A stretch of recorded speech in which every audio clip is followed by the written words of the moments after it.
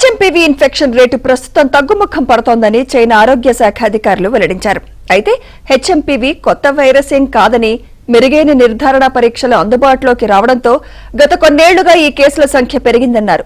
14 ఏళ్లు అంతకంటే తక్కువ వయసు వారిలో పాజిటివ్ కేసుల రేటు తగ్గడం ప్రారంభమైందని చైనా వెల్లడించింది. చైనాలో ప్రస్తుతం వ్యాప్తిలో ఉన్న శ్వాసకోశ వ్యాధులు తెలిసిన వ్యాధి కారకాల వల్లే సంభవిస్తున్నాయని, కొత్త అంటువ్యాధులేవీ బయటపడలేదన్నారు.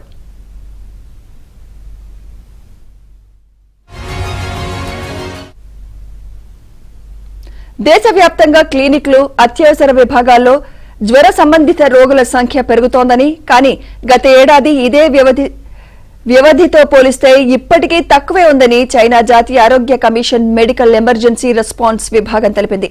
భారత్లోనూ కొన్ని హెచ్ఎంపీవీ కేసులు వెలుగు చూడగా పరిస్థితిని ఎప్పటికప్పుడు నిశితంగా గమనిస్తున్నట్లు అధికారులు వెల్లడించారు.